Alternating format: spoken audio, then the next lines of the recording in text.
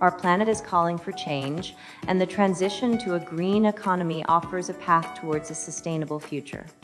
Today, we'll explore this revolutionary shift, examining how it unlocks new economic opportunities while tackling urgent environmental challenges. We'll discuss the key strategies needed to successfully navigate this transformation.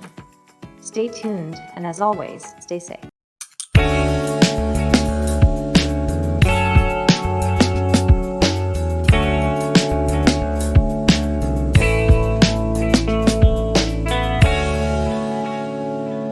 All right, get ready to dive deep, everyone, because today we're tackling the green economy revolution. Yeah, exciting stuff. You bet.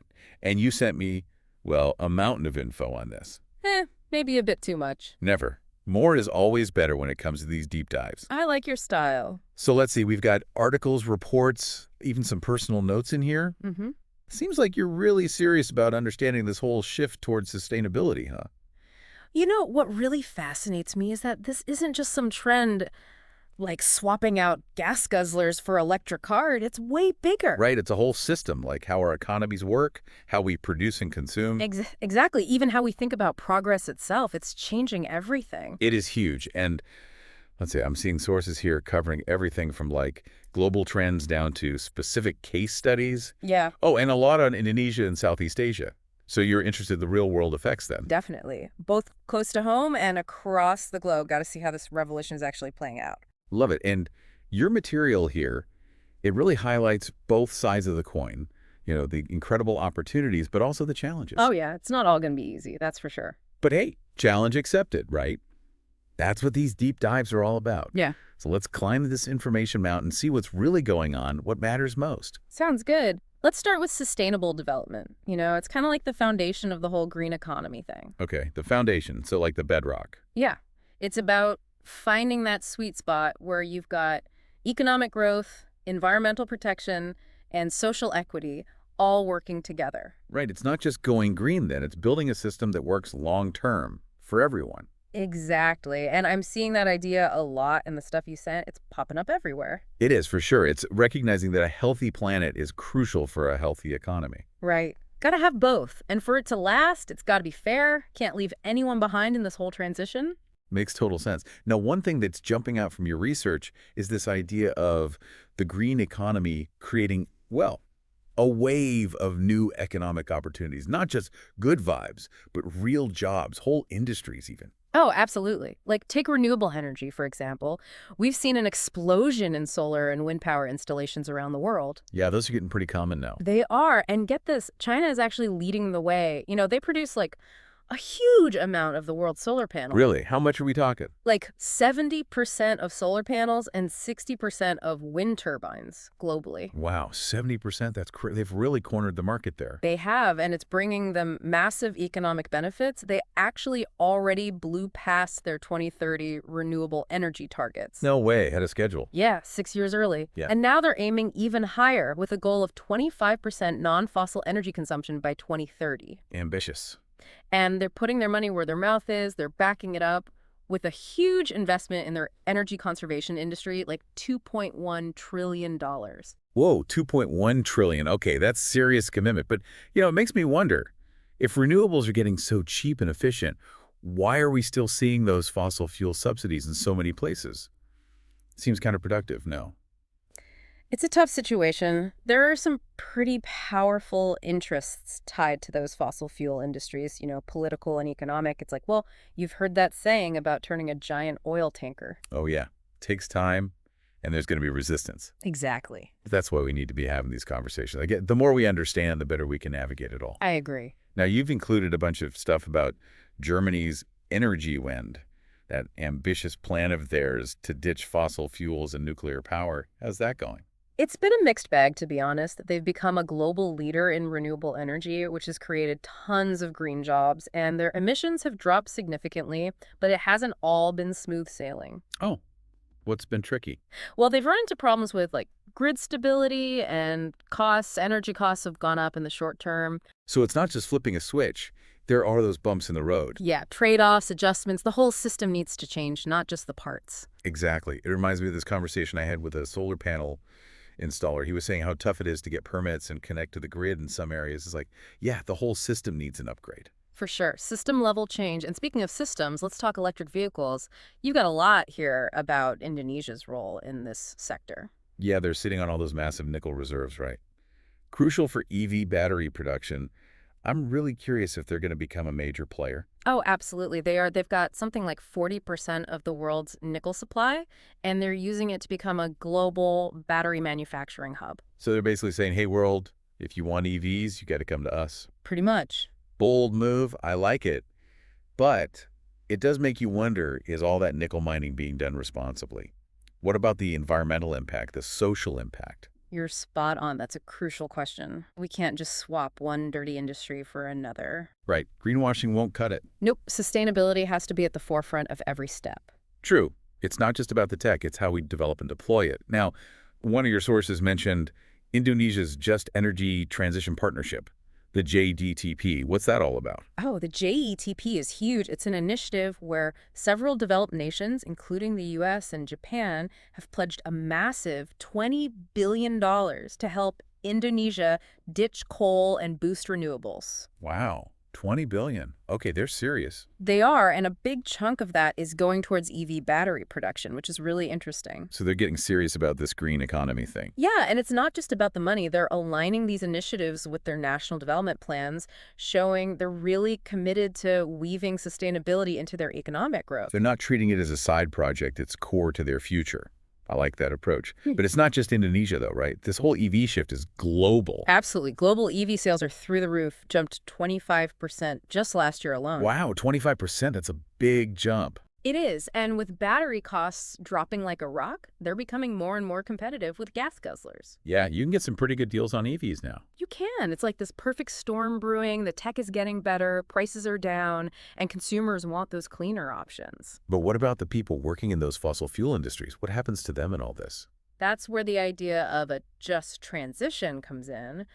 We need to make sure those workers get support, retraining, new job opportunities. Can't just leave them in the dust. Like building a bridge to that greener future. Yeah. And everyone needs to be able to cross it safely. Exactly. Now, you also included some stuff on the rise of green jobs, and not just in renewables and EVs, but things like sustainable agriculture and ecotourism too. Oh, yeah. There's this whole misconception that going green is bad for the economy, but the opposite is actually true. These new green industries are creating a ton of jobs across the board. And not just any jobs. We're talking jobs that are good for the planet and good for people. Right. Jobs that can boost economies and also tackle poverty and inequality.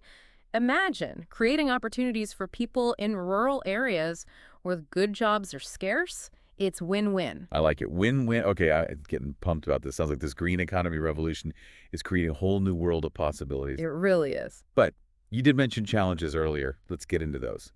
Yeah, one of the biggest hurdles is the funding gap. We need, well, trillions of dollars to finance this global shift towards sustainability, but the current investment levels just aren't there yet. So we've got the blueprint, but not all the building materials. That's a good way to put it. And just to give you an idea of the scale of this gap, Southeast Asia alone needs $3 trillion by 2030 to hit their climate goals. 3 trillion, that's a lot. It is, and right now they're only securing about 20% of that. It's like trying to build a skyscraper on a shoestring budget.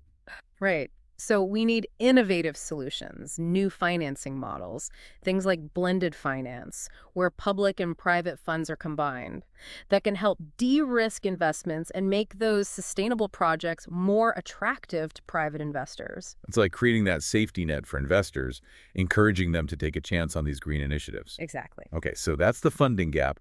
What other roadblocks are out there? Policy barriers are a big one. Those outdated fossil fuel subsidies we talked about, they're a prime example. Globally, these subsidies add up to something like $450 billion every year. 450 billion. That's giving a leg up to the very industries that are causing the problems. It is. It's like trying to run a marathon with weights strapped to your ankles. Doesn't make much sense. Not at all. But luckily, there's a growing movement to shift those subsidies towards renewable energy and other green initiatives. So we're starting to realize we need to invest in the solutions, not the problems. Finally. And it's not just about scrapping bad policies. We need to create new ones that actively support the green transition. Like, what kinds of policies are we talking? Well, for example, the EU's Corporate Sustainability Reporting Directive, or CSRD, that's a big one. It's pushing companies to be more transparent about their environmental and social impact, like shining a light on their practices, holding them accountable. Transparency is key, right? Yeah, Sunlight is the best disinfectant, as they say. exactly. And this transparency can also empower consumers to make better choices. Right. You can actually see what companies are walking the walk, not just talking the talk. For sure. So we've got the funding gaps, the policy barriers, what else? Yeah. What other challenges are we up against? Well, one often overlooked aspect is the need for a just and equitable transition. Got to make sure everyone benefits from this shift, not just a select few. Right. A green economy for all. Exactly. And actually, one of your sources highlighted a pretty concerning statistic.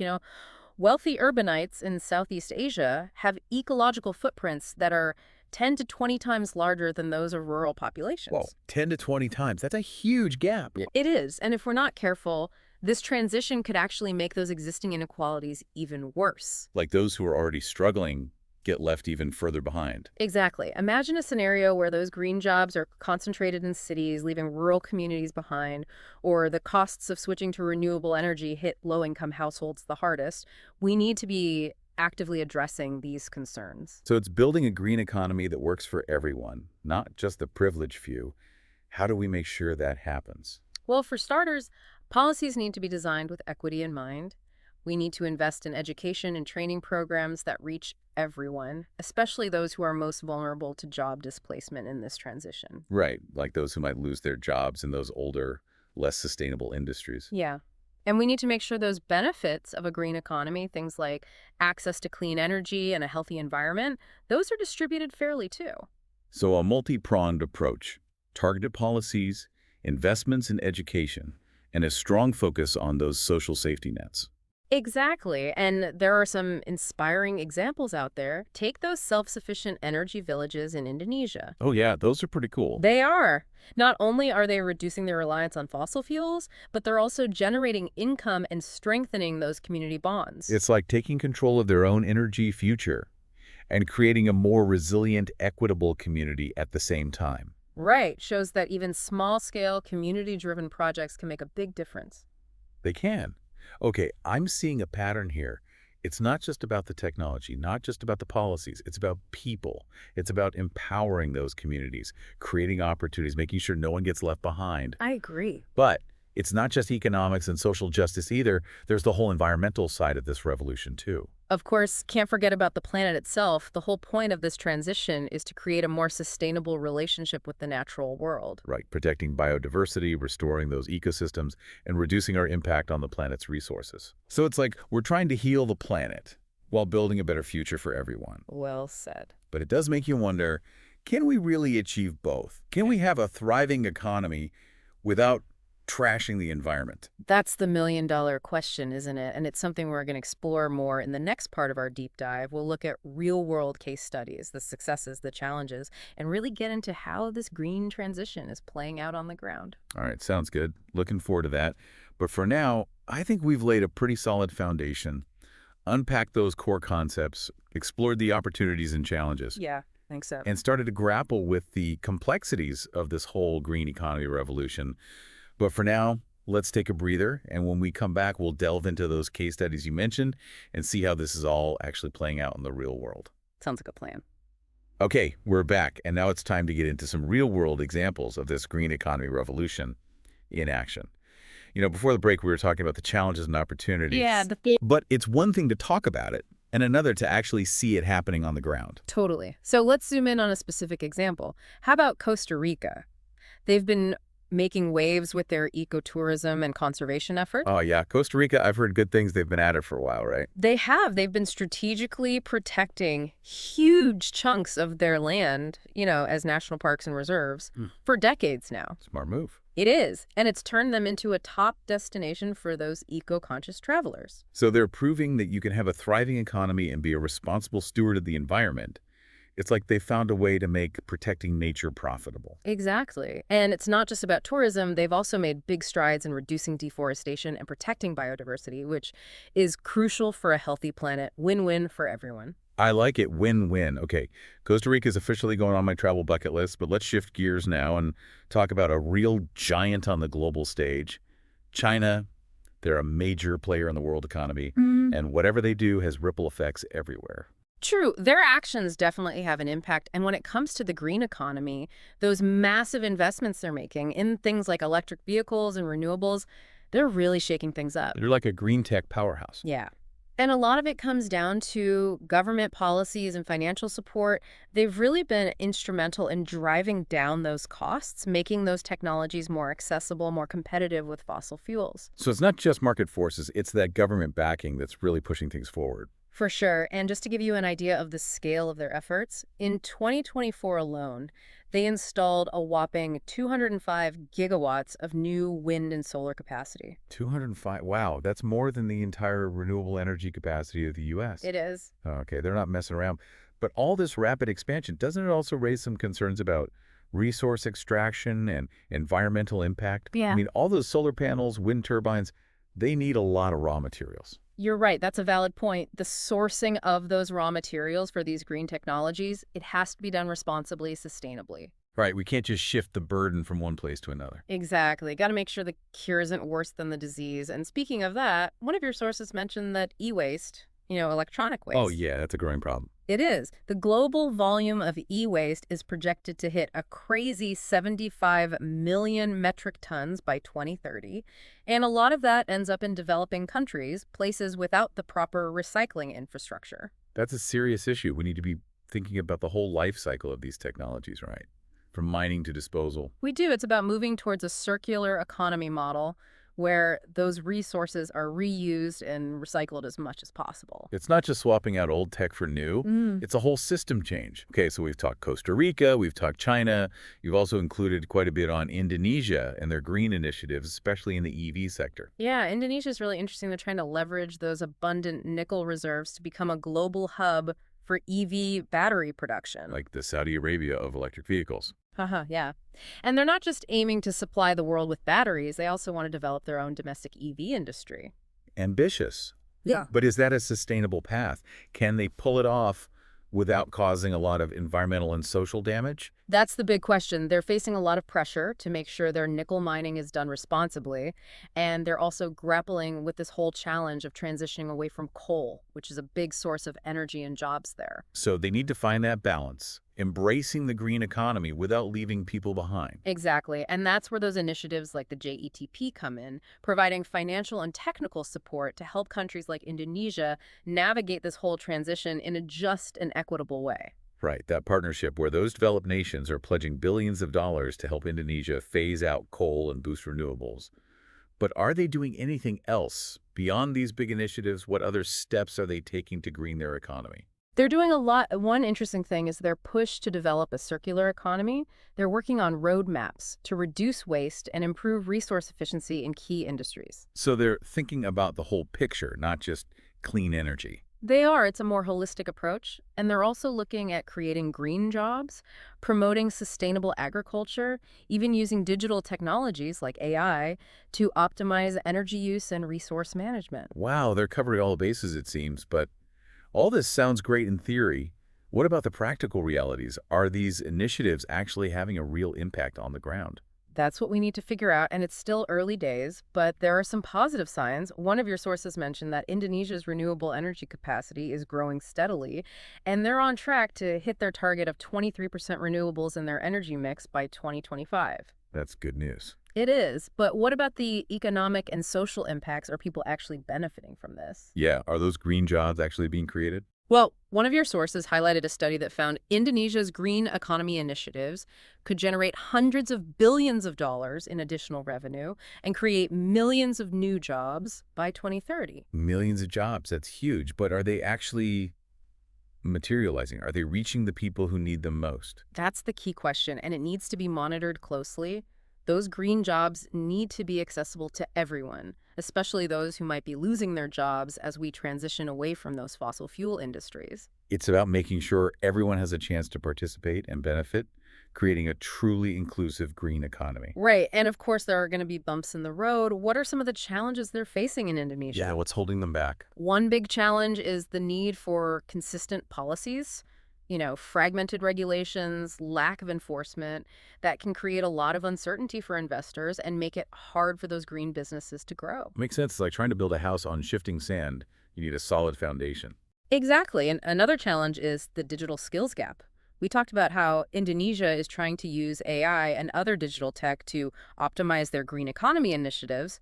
But to do that, they need a workforce with the right skills. It's like having all the fancy gadgets but not knowing how to use them. Exactly. So they need to invest in education and training, make sure the education system is preparing students for those jobs of the future, which are going to require digital and green skills. Equipping the next generation with the tools they need to thrive in a green economy. Right. But it's not just about technical skills either. It's about fostering a mindset of sustainability, encouraging people to embrace this whole transition. We need a cultural shift where sustainability becomes a core value and people are empowered to make those choices that align with a greener future. I agree, like a collective awakening, realizing that our actions have consequences and we all have a role to play. But how do we measure all this? How do we know if we're actually making progress? That's a great question, and it's one we're going to explore in the final part of our deep dive. We'll be looking at how different countries are measuring their progress towards a green economy, what indicators they're using, and what lessons we can learn from them. We'll also talk about the importance of data and transparency, holding those governments and businesses accountable for their commitments. Okay, looking forward to that. But for now, I think we've got a good grasp of the complexities of this green economy revolution. We've seen how countries are grappling with it, the challenges, the opportunities, and the need for a holistic and inclusive approach. Yeah, we've covered a lot. But let's take a moment to reflect, and then we'll dive into that final part where we'll explore those metrics of progress and the role of data in driving accountability. Okay, we're back and ready for the final stretch of our deep dive into the green economy revolution. We've really gone through a lot, from those big global trends to the details of how this transition is actually happening out there. Yeah, we've looked at those inspiring cases like Costa Rica, seen how those economic giants like China are making their moves, and how countries like Indonesia are dealing with their own unique challenges and opportunities. We've talked about sustainable development, the whole idea of creating those new economic opportunities and tackling those tough policy and funding issues. But now I'm curious about how we actually measure all this progress. How do we know if we're actually moving towards a greener future? That's the key question, isn't it? It's not enough to just talk about going green. We need ways to track our progress, hold ourselves accountable, make sure we're actually making a real difference. So what are those scorecards for the green economy revolution? What are the metrics, the indicators that tell us we're on the right track? Well, there isn't one single magic number, but there are a few key indicators that are widely used. One is the share of renewable energy in the total energy mix. As countries transition away from those fossil fuels, this percentage should be going up. Right. It's like watching that percentage bar go up on your phone as it charges, except this is charging the whole planet with clean energy. And I remember one of your sources mentioned that Southeast Asia's solar capacity is expected to grow by a massive 300% by 2030. Yeah, that's a huge jump. Definitely going to make a difference. So that's one side of the coin. What about the other side, the pollution side of things? Right. Another crucial indicator is greenhouse gas emissions. Are they going down? Because at the end of the day, that's the ultimate goal, curbing those emissions to fight climate change. So it's not just about how much clean energy we're producing. It's also about how much less we're polluting. We need both sides of the equation moving in the right direction. Absolutely. And then you've got those economic indicators, too, things like the growth of green industries, those green jobs being created, and how much investment is flowing into sustainable businesses. That tells us if the green economy is actually delivering, creating those opportunities, boosting prosperity. Right. It can't just be about good intentions. It has to make economic sense, too. Got to see those green businesses thriving and creating jobs that benefit communities. Exactly. And we can't forget the social indicators either. Things like access to clean energy, clean water, a healthy environment. A truly sustainable future means everyone benefits, not just a select few. It's about making sure no one gets left behind in this transition, right? Yeah. Making sure those benefits are shared fairly.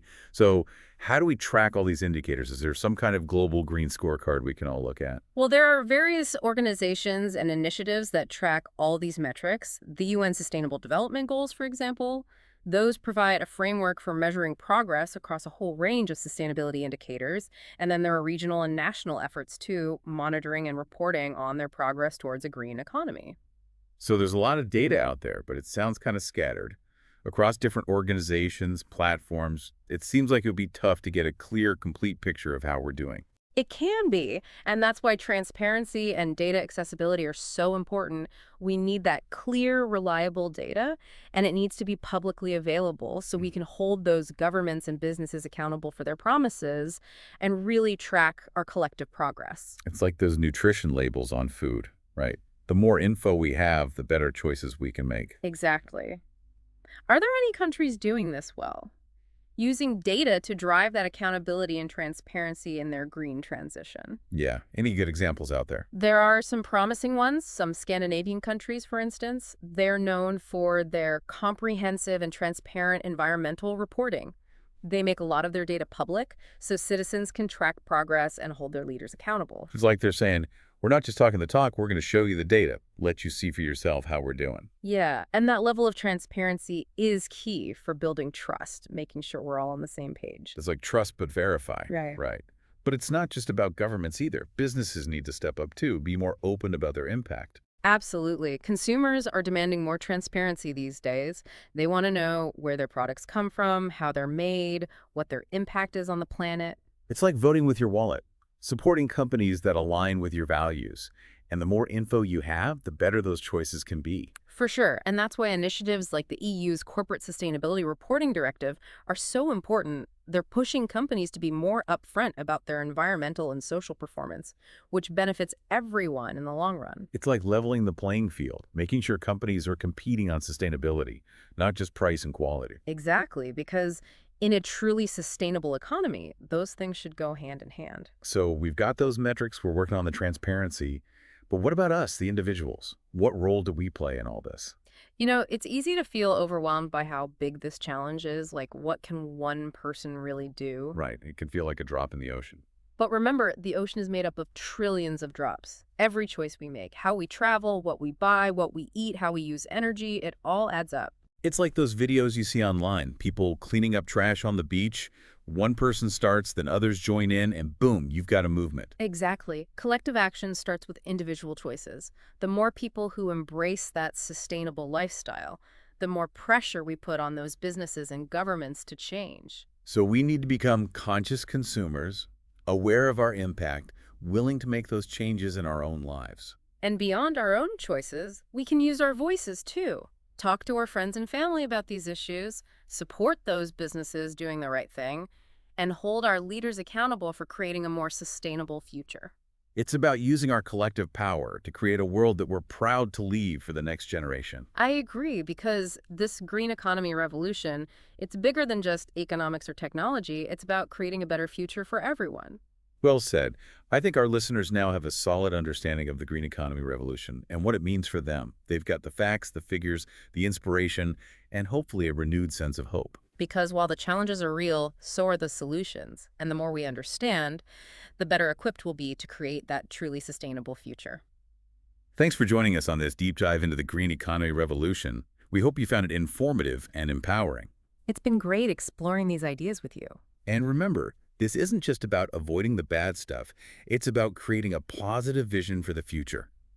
A world where we can all thrive, in harmony with nature. A world where economic prosperity goes hand in hand with environmental sustainability and social justice. A world where we can all breathe clean air, drink clean water, and enjoy a healthy, vibrant planet. That's the goal. And on that note, we'll wrap up this episode. Keep learning, keep exploring, and keep taking action to create the future you want to see. Until next time, keep diving deep.